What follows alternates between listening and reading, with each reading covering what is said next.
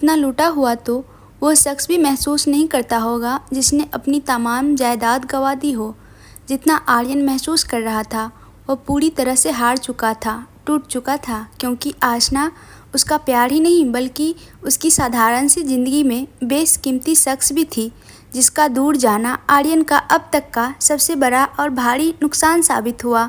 उसे खुद याद नहीं कि वो कब तक यूं ही रोया होगा, बल्कि उसे तो ये भी खबर नहीं कि वो रात को चलते चलते पहुंच किधर गया था। गाड़ी के हॉर्न से उसकी नींद टूटी तब उसे याद आया कि वो रात के संगीत के बाद बदहवास सा दौड़ता हुआ मोहल्ले के बाहर आ गया था। आशना की यादों के भंवर में उलझा वो कहीं बैठ गया, पर अब जब सूरज के उजाले में खुद को पाया तो 2-3 लोग उसके आसपास से गुजरते उसे ही देख रहे थे और ना जाने क्या क्या कह रहे थे। आर्यन की रोनी सूरत और हालत पर जब उसकी खुद की नज़र पड़ी तब वो उठा और घर के लिए निकल पड़ा, पर मोहल्ले में घुसते ही आशना की शादी का सजता हुआ स्टेज देखा तो मन फिर भारी हो गया। वो घर के पिछले गेट से अंदर घुसा। वो जल्दी से कमरे में चला जाना चाहता था, पर सोनू दी ने उसे देख लिया। उसे एक बार अकेला छोड़ देना ही सही समझा और उसे टोका नहीं। आर्यन को रात का डांस याद आने लगा, जिसमें उसने पूरी शिद्दत से अपने प्यार को दिखाने की, बताने की, जताने की पहली और आखिरी कोशिश की थी। मगर आशना का दिल इन सब पर ध्यान ही क्यों देता, क्योंकि उसके दिल में तो कभी ऐसी बात आई ही नहीं थी। जब आर्यन आशना के साथ नज़दीकी से नाच रहा था तब आशना में से मेहंदी की खुशबू आ रही थी और आर्यन का दिल एक बार फिर रो पड़ा। मेहंदी, आशना की मेहंदी, मतलब उसके हाथों में किसी और के नाम की मेहंदी लग चुकी तो जाहिर है नाम भी किसी और का होगा, और वो कोई और, वो खुद नहीं। उफ, ये मलाल उसकी जान पर बनाया था। बाहर के शोर से आर्यन थक चुका था। वह सोना चाहता था ताकि उसे आशना के ख्याल भी ना आए। उसने बेड पर 2-4 तकिए की गुफा सी बनाई और उसमें अपना सर रख दिया। अपने कानों में तकिए को फंसाकर वो पल भर में नींद के आगोश में चला गया। उसे अभी वाकई नींद की सख्त ज़रूरत थी। सोनू दी ने दरवाज़ा खटखटाया पर जवाब नहीं मिला तो उन्होंने आर्यन को परेशान करना सही नहीं समझा, बल्कि वो तो खुद चाहती थी कि आर्यन आशना की शादी के हर पल से जितना हो सके उतना दूर रहे। पर जब कल रात अंधेरे में वो शिद्दत भरी आशिकी वाला गाना सुना तभी अपनी आंखें मूंद ली थी कि आर्यन अपने दिल को जख्म देने आ ही गया। संगीत खत्म होने के साथ ही उन्होंने उसे खोजने की कोशिश भी की, मगर आशना उन्हें अपने साथ नाचने को कहती रही। फिर वो आर्यन की बात याद करते हुए उसे ना कह सकी। उन्हें तो अब ये भी लगता है कि आर्यन आज पूरे दिन बाहर ही ना निकले, उसी में उसका भला है, क्योंकि आज आशना की शादी थी। सुबह से दोपहर, दोपहर से शाम होने को आई थी। आर्यन नहीं जगा, मगर शाम को बाहर से आते शोर से वो ज़्यादा देर तक सो नहीं सका। बारात आने की तैयारी शुरू हो चुकी थी। पूरी गली, पूरा पंडाल सज चुका था। चारों तरफ बारात के स्वागत की तैयारियां चल रही थी। आर्यन भारी सिर के साथ उठा और वॉशरूम में घुस गया। शीशे में दिख रहे शख्स ने उसे पहचानने से साफ इनकार कर दिया था। आर्यन अपनी हालात पर जबरन मुस्कुराया था। फिर अपने बालों पर नज़र पड़ी तो आशना याद आ गई। उसे उसके बाल बिखेरने बहुत पसंद था और उसे आशना की हर हरकत पसंद थी। उसने मुंह धोया और बाहर निकल आया, पर जैसे ही घड़ी पर नज़र पड़ी तो एकदम भारी हो गया। शाम के 7 बज रहे थे। सुबह का सोया अभी उठा, इतना कैसे सो लिया? वो आशना की शादी थी आज। अब क्या थी नहीं है और अभी हुई नहीं है। वो अभी भी जाकर आशना से मिल सकता है। दिमाग उसे रुकने को कहता है कि आज मत जा, उसे दुल्हन बने देखना जिंदगी भर का गम दे जाएगा, पर दिल कहता है कि इसके बाद वो आशना रहेगी ही नहीं, वो तो अखिल की आशना बन जाएंगी, इसलिए यह आखिरी मौका तो मत छोड़। फिर क्या था, दिल हमेशा की तरह दिमाग पर हावी हुआ और आर्यन के कदम चल पड़े। वो घर से न जाकर छत फांद कर उसके कमरे तक गया था। उस रास्ते में उसे कई लड़कियां और औरतें मिली जो उसे देखकर हंसने लगी। शादी का सारा काम यही कर रहा था क्या? हालत देखो इसकी। हाँ, शायद कर भी सकता है, दोनों पक्के दोस्त जो रह चुके। आर्यन सबकी बातों को सुनता आगे बढ़ गया। उसे अभी खुद से कोई मतलब ना था, उसे बस अभी आशना को देखना था। पर कमरे में घुसने से पहले दिल ने ये कैसी जिद पकड़ ली कि एक बार आसना को तो कह दूं कि वो उससे। आर्यन पूरी तरह से हैरत में था। उसने तो ये बात सपने में भी नहीं सोची थी कि कभी आसना को हाले दिल बताया जाए। दिल की इस बेहुदा जिद को आर्यन ने बड़ी बेरहमी से मारा और कमरे में दाखिल हुआ। पूरा कमरा तरह तरह के ब्यूटी प्रोडक्ट्स और परफ्यूम से महक रहा था। इन सब में गजरे के फूलों की खुशबू भी अपनी उपस्थिति भली प्रकार महसूस करा रही थी। अंदर एक अधेड़ उम्र की महिला खड़ी थी जिनकी पीठ आर्यन की तरफ थी। वो आईने के सामने बैठी आसना को तैयार कर रही थी। शायद बीच बीच में आसना की हंसी और चूड़ियों की खनक आर्यन की बेचैनी बढ़ाए जा रही थी। वो खोया हुआ सा आगे बढ़ा, तभी दरवाज़ा हल्का सा बज गया। कौन है? दुल्हन तैयार हो रही है भाई। पार्लर वाली के शब्द आए। दुल्हन? उफ, आसना को दुल्हन बने देख पाएगा वो? दिमाग ने एक बार फिर पूछा। नहीं, दिल ने बेदर्दी से कहा। तो आर्यन ने अपना इरादा बदला और दिल की सलामती को मद्देनजर रखते हुए उसी पल जाने को मुड़ा। आर्यन? आसना की खनकती आवाज़ से अपना नाम सुनकर आर्यन के कदम के साथ दिल भी वहीं रुक गया। आंटी जी, मैं हो गई रेडी, आप जाइए, ये मेरा बेस्ट फ्रेंड है, इससे मुझे बात करनी है। आसना ने पार्लर वाली को बाहर भेजते हुए कहा।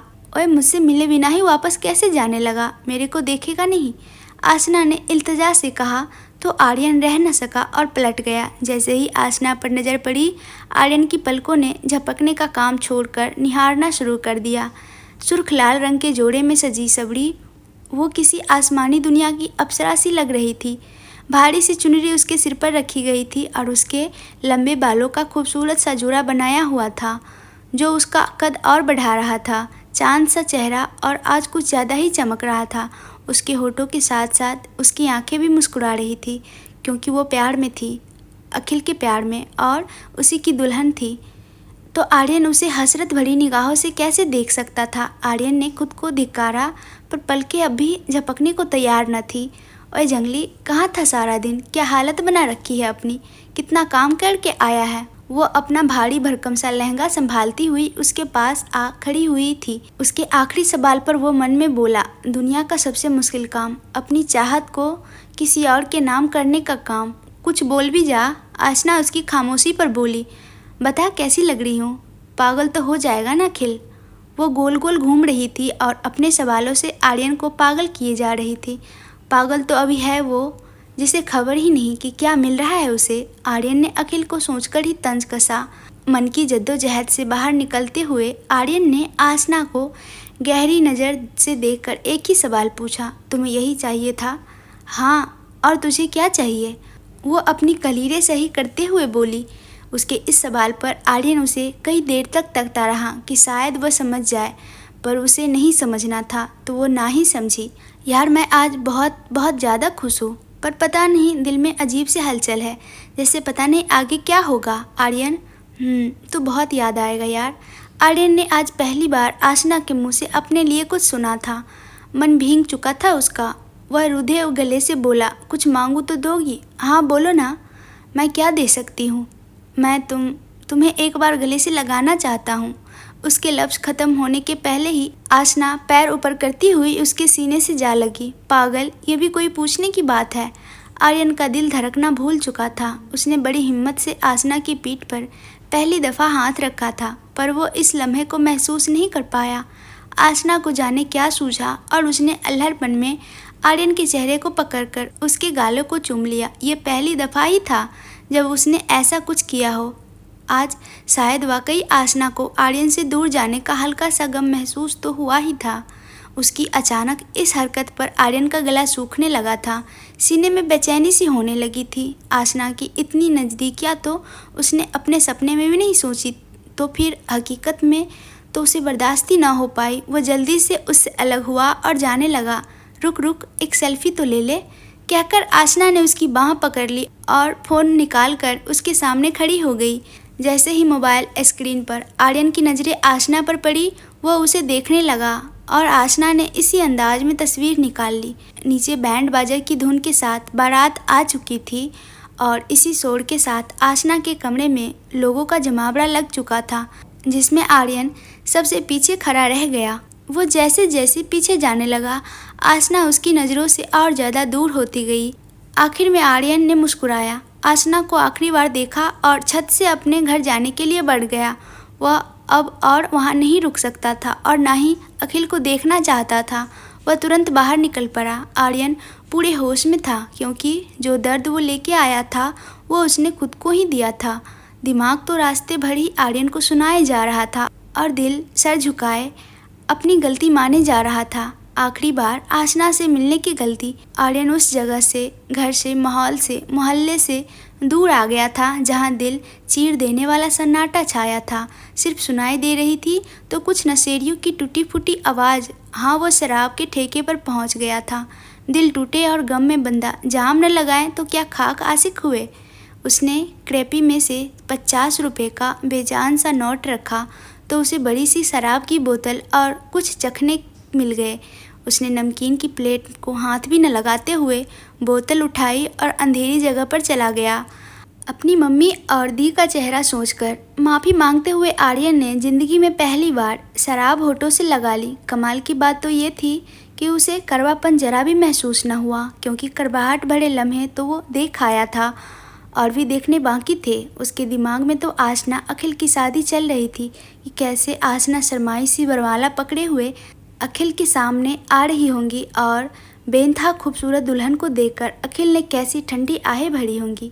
कैसे दोनों एक दूसरे की आंखों में देखते हुए प्रेमी युगल की तस्वीरें खिंचवा रहे होंगे। कैसे आसना अखिल के साथ फेरे लेते हुए 7 जन्मों के लिए उसकी हो गई होंगी। कैसे आसना की सूनी मांग में अखिल के नाम का सिंदूर सजा होगा। फिर जाने कैसे अखिल के हाथ नाजुक आसना को छू रहे होंगे। वो कैसे अधूरा पड़ा है उसके बगैर और वह ना जाने उसकी बाहों में पूरी हो रही होंगी। उफ़, आखिरी सवाल ने आर्यन के शरीर का सारा खून ही जमा दिया था। वो शराब को एक सांस में ही गटक कर ख़त्म करने लगा। वो आज इतना पीना चाहता था कि उसे आसना नज़र आने लग जाए। जैसे कहा जाता है कि नशे में नशेड़ी को वही शख्स दिखता है जिसे वो देखना चाहता है। शराब की आखिरी घूंट रहने के साथ ही उसे आसना नज़र आने लगी थी जो उसे देखकर हंस रही थी या शायद उसकी हालात पर। खैर, आर्यन अब भी अपनी ख्याली दुनिया में अपनी सोच के अनुसार ही सब सोचे जा रहा था। उसका सपना था कि वो जब आसना को अपने दिल की बात बताएगा तब ऐसा ही कुछ माहौल बनेगा। अब वो उसकी ख्यालात में पहुंच भी चुका था जहां उसे आसना को अपने इश्क का इजहार करना था। जहां आर्यन अपने घुटनों के बल बैठकर वो आसना के आगे झुका हुआ था और आसना उसके इजहार पर नज़ाकत से अपना चेहरा हाथों में छुपाए खड़ी थी। बस इसी लम्हे में उसकी ज़िंदगी रुकी पड़ी थी। पर अफसोस, वो इस सुनहरे पलों को हकीकत में तब्दील न कर सका। उसने नशे में एक ही गाना याद आया। वो वही गुनगुनाने लगा, जो तुम नहीं हो किस्मत में तो फिर से तकदीर लिखवाऊं, करके गुजारिश रब से मैं बात मेरी ये मनवाऊं, हाथों में तेरे नाम की सारी लकीरें खिंचवाऊं, मुझसे मगर ये होगा नहीं तुमसे जुदा होके रह पाऊं। दीवाने आपके, दीवाने हैं हम आपके, हमें आपकी बड़ी हसरत है, बेशक सारे जहाँ में हमें बस आपसे ही मोहब्बत है, बस आपसे ही मोहब्बत है, दीवाने हैं हम आपके। इसी गाने को गुनगुनाता हुआ वो ना जाने वो कब रोने लग गया था, कभी अगले ही पल मुस्कुराने लगता। दीवाने हैं हम आपके कहता हुआ लड़खड़ाता हुआ खड़ा होता, आगे बढ़ता और फिर गिर पड़ता। आखिर में वो औंधे मुँह ही गिर पड़ा।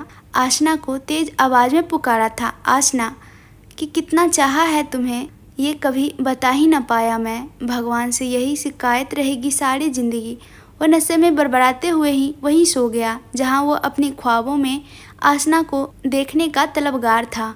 आसना जा चुकी थी अपने घर से और आर्यन से दूर, अपनी नई दुनिया में जहां कोई आर्यन न होगा उसके जितना ख्याल रखने के लिए, उसे बच्चों की तरह संभालने के लिए, उसे और उसके बचपने को समझने के लिए, उसकी जिद पूरी करने के लिए। क्योंकि अखिल से तो उसे आकर्षण मात्र हुआ था और वही बिना पर उसने बिना सोचे समझे ही उससे 7 जन्मों का रिश्ता जोड़ लिया।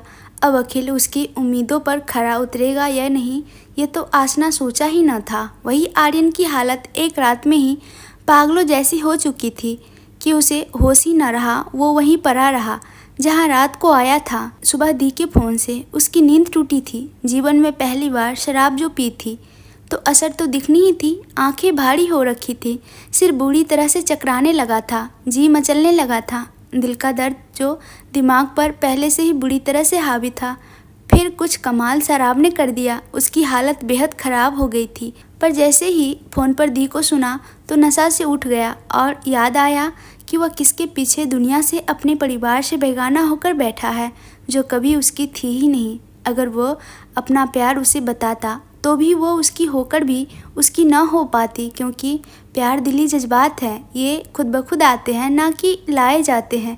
फिर उन सब में जो हैं उन्हें क्यों दूर किया जा रहा है?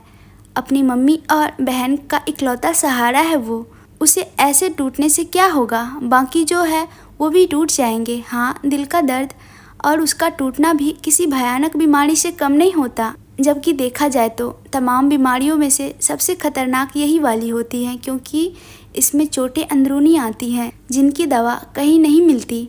वक्त भी ये जख्म भर नहीं सकता। कुल मिलाकर इस बीमारी में बंदा मरता नहीं, पर उसमें उसका बचता भी कुछ नहीं। वो जल्दी से लड़खड़ाता हुआ खड़ा हुआ और घर के लिए निकल पड़ा। सूरज सिर पर चढ़ आया था। वो मोहल्ले वालों से छिपकर किन्हीं दूसरी गलियों से गया, क्योंकि अगर कोई देख लेता तो सबको उसके हाल के बारे में पता चल जाता, जो वो नहीं चाहता था। वह घर के पीछे वाले गेट से ही अंदर आया और सीधे वॉशरूम में घुस गया। फिर शावर के नीचे खड़ा हो गया। तब तक यूं ही रहा जब तक सारा नशा न उतर गया। नशे के साथ साथ आज उसे आसना को भी खुद के दिमाग से उतारना था, क्योंकि अगर वो अब भी साथ रही, उसके ख्यालों में मौजूद रही, तो इस तरह से कभी आगे नहीं बढ़ पाएगा। सर्दियों में आधे घंटे बर्फ़ जैसे पानी के नीचे खड़े रहने के बाद जब सर्दी ने दस्तक देनी शुरू की, तब आर्यन बाहर आया और आईने के सामने खड़ा हो गया। खुद को देखकर मन दर्द से भर आया। कौन था ये शख्स आईने में? आर्यन तो ऐसा न था। उसके चेहरे पर तो मासूमियत दिखती थी, और ये इसके चेहरे पर तो कुछ नहीं नजर आता। बिना लिखावट का दिखावटी खाली सा चेहरा। क्यों बन रहा है वो आखिर ऐसा? क्या वो पहला ही है जिसका दिल टूटा होगा? आज से पहले किसी के साथ ये नहीं हुआ होगा। हुआ तो है ही, तो फिर वो ऐसा क्यों बन रहा? उसे आगे बढ़ना होगा, इससे बाहर निकलना होगा, और शुरुआत अभी से करनी होगी, नहीं तो वो कभी संभल नहीं पाएगा। बहुत देर तक सोचने के बाद वो 2 बैग पैक करके कमरे से बाहर आया। जैसे ही सोनू दी मम्मी ने उसकी तरफ देखा तो देखते रह गए। आर्यन सलीके से तैयार हुआ खड़ा था। चेहरे पर ओढ़ी हुई मुस्कुराहट झूठी थी, पर दी को सुकून मिला कि आर्यन ठहरा नहीं। उसने आगे बढ़ना चुना। मम्मी को सवालिया नज़रों से घूरते पाया तो आर्यन अपना पिट्ठू बैग उतार कर बोला, मम्मी, आपका बेटा पढ़ने जा रहा है। ये साल तो जैसे तैसे निकल गया, अब बाकी 2 बचे साल में अब मैं अच्छा सा कोर्स करूँगा और बढ़िया सा जॉब लूँगा। तब तक आप मुझसे फ्री हो। मतलब उन्हें कुछ समझ नहीं आया। मतलब यहाँ आ नहीं पाऊँगा ना इस दरमियान। पर दी को ये बात पसंद नहीं आई। पर वर नहीं दी, यहाँ पढ़ाई नहीं होगी। मैं जॉब लगते ही मम्मी को भी बुला लूँगा। तब तक मम्मी आराम से अपने घर में रहेंगी, आप भी आते रहिएगा। उनके लफ्ज़ों में गंभीरता थी। इन सब में मम्मी खामोश थी। भले ही वो पूछती नहीं थी, पर वो जानती थी कि आर्यन ये क्यों कर रहा है। आर्यन भी तो अपनी मम्मी के लिए ही कड़ा बन रहा था, वरना वो तो इस तरह टूटा था कि हवा का झोंका ही उसे बिखरा कर चले जाए। बोलो ना मम्मी, नाराज़ हो क्या? वो मम्मी के हाथ थाम कर बोला, मेरा बच्चा, तुझसे कैसी नाराज़गी? मेरे लिए मुझसे ही तो दूर हो रहा है। यही आता है इसे मम्मी। दी ने तंज कसा, क्योंकि आसना की खुशी के लिए उससे भी तो दूर होने का फैसला भी तो उसी का था। मैं दही शक्कर लाती हूँ। मम्मी गई तो दी ने अपनी तरफ खींचकर कहा, ले मम्मी गई, अब तो बोल दे खुलकर। क्या नया शुरू किया है ये? अब कहाँ भाग रहा है? दी, शादी के दिन के बाद से कोई सुध ही नहीं ली। आसना जिंदगी का एक किस्सा थी न कि। आर्यन उन्हें बीच में टोक कर बोला, दी, मुझे उससे जुड़ी कोई बात नहीं करनी। मानता हूँ मैंने गलत किया, इस तरह बार बार यहाँ से चले जाना, आपको परेशान होना पड़ा, पर अब सही कर रहा हूँ ना। अच्छी ज़िंदगी के लिए क्या चाहिए? अच्छा घर, जॉब, तो बस वही करूँगा, और बाकी वक्त के साथ सब चलते हैं वैसे ही चल लूँगा। आर्यन ने भरी आंखों से मुस्कुराते हुए कहा तो दी तड़प कर उससे गले लग गई। कुछ दिनों में ही क्या से क्या हो गया था, जिनका उन्हें कभी ख्याल ही न था। इन सब में आर्यन की ज़िंदगी खराब हो चुकी थी। उन्हें अपने भाई के लिए बहुत बुरा लग रहा था, क्योंकि आर्यन जैसे आशिक तिल तिल तड़पते तरसते रह जाते हैं उम्र भर के लिए। उम्र भर का दर्द सीने में लिए फिरते हैं और कभी आगे नहीं बढ़ पाते। पर आर्यन तो फिर भी बढ़ रहा है, जो कि दिखावा है। उधर आसना की ज़िंदगी चल पड़ी थी। अखिल से शादी के बाद से ही उसे अपनी ज़िंदगी बेहद हसीन लगने लगी थी। शादी की पहली रात ही अखिल उसे अपने घर न ले जाकर किसी खूबसूरत सी जगह लेकर गया था, क्योंकि उसे मालूम था आसना को कैसे जीता जा सकता है। ये एक खुले मैदान जैसी जगह थी, जिसके आसपास समुद्र की लहरें उठ रही थी और किनारे पर ही रोमांटिक सा बिस्तर लगाया हुआ था। पूरा रास्ता फूलों से सजाया गया था। जहाँ जहाँ आसना के कदम पड़ते, उसके साथ ही लाइट्स जल उठती और आई लव यू नाम जगमगाने लगता। अपनी आंखों के सामने ऐसा प्यारा नज़ारा और खुद प्यार करने वाला देखकर ही आसना इमोशनल हो गई थी। वो अखिल के गले जा लगी। अखिल उसे इमोशनल सपोर्ट देने के बजाय उससे करीब होने लगा था और उसकी खुली पीठ पर हाथ फिराने लगा था। अखिल, क्या हमें ये सब? आसना बिल्कुल ही घबरा गई और उससे अलग होती हुई वो चढ़ती उतरती सांसों के साथ बोली, यस टेल मी बेबी। अखिल उससे और भी क्लोज हो रहा था। उसकी आवाज़ में पूरी शिद्दत थी। अखिल, मैं अभी कंफर्टेबल नहीं। Oh come on, it's over, first night जान, come and feel the moments, कहकर उसने आसना को अपने और करीब कर लिया। उसके मचलते हाथों और उसकी जल्दबाजी आसना को बेचैन किए जा रही थी। उसे अखिल पसंद तो था, पर वो अभी इन सब के लिए मेंटली तैयार न थी। पर फिर भी अखिल की खुशी में वो उसका साथ देने लगी। सुबह सूरज की रोशनी पर आसना की आंख खुली तो खुद को अकेला पाया। अखिल को सामने ना पाकर वो बेचैन होने लगी थी। फिर खुद को समेटती हुई वो उठी तो अखिल सामने आता नजर आया। Hey good morning my beautiful wifey. Akhil उसके गालों को चूमकर बोला तो आसना ने नजरें झुका ली। हम घर नहीं जा रहे, मेरा मतलब यहाँ अजीब लग रहा है। दिखा दिया ना अपना क्लास। एक तो हस्बैंड ने इतना अच्छा फर्स्ट नाइट गिफ्ट दिया और इन सब में मैडम को तो ससुराल जाने की पड़ी है। नहीं, मेरा ये मतलब नहीं था। मुझे बहुत पसंद आया ये सब, पर गृह प्रवेश भी तो रस्म होती है ना अखिल। कम ऑन यार, सारी उम्र चार दीवारों में ही रहना है, अभी तो एंजॉय करो। और वैसे भी मैंने वो घर चेंज कर लिया। क्या, कब और हम कहाँ रहेंगे? आसना बेयकीनी से बोली। चिल, मैं हूँ ना, अभी तो हम इसी होटल में फ्रेश हो लेंगे। शाम को तुम्हारे घर भी तो जाना है ना पगफेरे की रस्म के लिए। अपने घर का जिक्र सुनकर ही आसना खुशी से सब भूल गई और अखिल के साथ चल गई। दूसरी तरफ आर्यन भी आज ही अहमदाबाद चला जाना चाहता था। उसे आगे की नौकरी के लिए कोर्स करना था, जो यहाँ रहकर ना होता। पढ़ाई के साथ साथ आसना भी वजह थी आर्यन के घर छोड़कर जाने की, जो सिर्फ आर्यन और उसकी दी को पता थी। उसे अब अपने घर में ही चैन था। हर वक्त आसना के घर की तरफ नजरें जाती तो वह नजर आती। फिर अब तो शादी के बाद उसके आने के चांसेस भी थे। आर्यन उसे दोबारा नहीं मिल सकता था, क्योंकि अब वो अखिल की पत्नी थी। अब अखिल का होना उसमें झलकने लगा था। इन सब से दूर वो बाहर ही चला जाना चाहता था, पर वो ये भूल गया था कि आसना पग फेरे के लिए आज ही वापस आएगी। आर्यन की मम्मी और दी उसे बिना बताए ही आसना के घर चले गए और वो सामान पैक करने में लगा था। तभी दरवाजे पर दस्तक सुनाई पड़ी। दी, आप देख लो ना, आर्यन अपने कमरे से ही बोला, पर कोई आवाज़ नहीं आई तो उसे ही जाना पड़ा। जैसे ही दरवाज़ा खोला तो सामने खड़े शख्स को देखकर आंखें पत्थर हो गई। सामने मेहरून रंग की साड़ी पहने आसना खड़ी थी।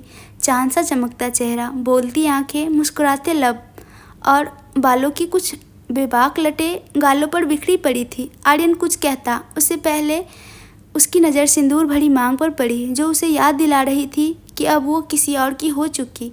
आर्यन आंखों में उतर आए आंसू को छुपाते हुए फौरन पलटा। आसना को ये नज़रअंदाजगी बर्दाश्त न हुई। उसने उसका हाथ पकड़कर अपनी ओर किया। आसना की दर्जनों चूड़ियाँ एक साथ बज उठी। वही आर्यन का दिमाग खराब हो गया। वो इन सब से ही तो दूर जाने के लिए भाग रहा था और अगले ही पल आसना झटके से उसके सामने आ खड़ी होती। ओए, सिंग निकल आए हैं क्या मेरे, जो तू ऐसे मुंह फेर रहा है? आसना गुस्से से फट पड़ी।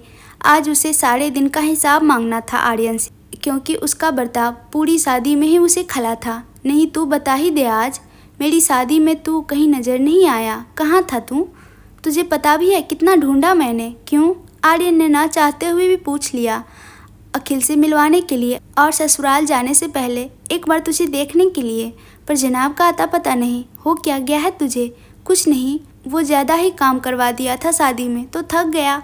आर्यन को यही फालतू बहाना सही लगा। अच्छा, इतना थक गया कि तुझसे मेरी शादी में आने की हिम्मत ही नहीं हुई। मेरी शादी भूल गया क्या? तेरी इकलौती दोस्त हूँ मैं, और तू मेरा। वो भराए गले से बोली। उसे वाकई बुरा लगा था। आसना बाल की खाल निकालने को तैयार बैठी थी। उससे छुटकारा पाने के लिए आर्यन ने सवाल ही बदलने का सोचा, पर उससे पहले ही आसना उसकी पैकिंग बैग देखकर बोल पड़ी। ये सब क्या है? सोनू दी आज ही जाएंगे क्या? नहीं, ये मेरा सामान है। वो सपाट लहजे में बोल गया। हाँ तेरा? तू कहाँ जाएगा? वो पूरी तरह हैरान थी। यहाँ से दूर? मतलब पढ़ने जा रहा हूँ। ओह, मैं जो नहीं हूँ अब यहाँ, इसलिए यहाँ नहीं रहना चाहता है ना? वो इस बात पर जरा सी मुस्कुराई। आसना ने मजाक के सहारे आर्यन की दिल की बात कह दी थी और आर्यन उसे देखता रहा। फिर जैसे ही नज़र आसना की गर्दन पर गई, आर्यन ने निगाहें फेर ली। आसना जिसे झेपना था वो काम आर्यन करने लगा, और आसना तो आसना थी, इस पर भी बोल पड़ी। ओए पागल, लव बाइट्स कहते हैं इसे, तुझे कहाँ मालूम होगा? वो अपने बालों से गर्दन छुपाकर शर्माती हुई बोली। आर्यन ने अपनी आंखें मींच ली। आसना से इस बात की उम्मीद न थी। वो जबड़े कसकर बोला। बेडरूम सीक्रेट भी कहते हैं इसे, तुम्हें तो ये भी मालूम नहीं होगा। सॉरी। आर्यन की फटकार से आसना ने अपनी बेबाकी पर शर्म से सिर झुका लिया। आर्यन सिर झटकता हुआ जाने लगा तो आसना ने रोका। अखिल से मिल तो ले, पता नहीं कब मिलना हो। कभी नहीं। क्या? कुछ नहीं, मुझे अभी निकलना होगा वरना ट्रेन छूट जाएगी। तुम जाकर मम्मी और दी को भेज देना, आर्यन ने जाते हुए कहा। तो आसना मुंह फाड़े उसे देखती रह गई। आर्यन जाने उसे किस बात की सज़ा दे रहा था, ये उसकी समझ से परे था। वो आर्यन की इस हरकत और ऐसे रवैये के बाद से उसे बहुत नाराज़ हो गई और पनीली आंखें लिए बाहर चली गई। हाँ, उसमें बचपना ज़रूर था, पर वो आर्यन से सब शेयर करना चाहती, उससे शिकायत करने, लड़ने झगड़ने आई थी। पर आर्यन ने तो बात करने के सारे दरवाजे उसके मुंह पर ही बंद कर दिए थे। वह दुखी होकर वापस लौट गई। वही आर्यन भी तो ऐसे बर्ताव के साथ खुश नहीं था, पर वो क्या करता? आसना की सुहाग रात की किस्से सुनता उससे, या ये सुनता कि अखिल ने उसे कहाँ छुआ? उफ, आसना को किसी और का देखना ही कम दर्द वाला था क्या, जो अब किसी और के हो जाने की कहानी सुनता? आसना में हद से ज़्यादा बचपना था, ये आर्यन जानता था, पर वो बेवकूफ़ भी थी। ये बात आज उसने साबित कर दी। आर्यन अब एक पल भी यहाँ नहीं रुक सकता था। वह जल्दी से जल्द निकलना चाहता था। वो सारा सामान समेटकर चुपचाप आंगन में आया। उसे अब भी आसना की मौजूदगी का एहसास हो रहा था। वह उस जगह को निहारे जा रहा था जहाँ कुछ देर पहले आसना खड़ी थी उसके सामने, और उसने कितना खराब व्यवहार किया उसके साथ। अब तो जाने कब उससे देखना नसीब में होगा कि नहीं ये भी मालूम नहीं। वो डबडबाई आंखों से जाने क्या क्या सोचता रहा। दिल ही दिल में अपने खराब रवैये के लिए आसना से माफ़ी मांगी और उसे आगे की ज़िंदगी खुश रहने की दुआ देने लगा। फिर थोड़ी देर में ही दी और मम्मी आ गए थे। आर्यन दोनों के गले लगा और निकल पड़ा, अपने आप को और दर्द देने से बचाने के लिए, इस खामोश दीवानगी में खुद को और बर्बाद होने से बचाने के लिए। इस कहानी का आगे का भाग आप लोग को सुनना है तो कमेंट्स में ज़रूर से ज़रूर बताइएगा, और ये कहानी कैसी लगी ये भी कमेंट्स में बता दीजिएगा, और वीडियो को लाइक एंड चैनल को सब्सक्राइब करना ना भूलिएगा।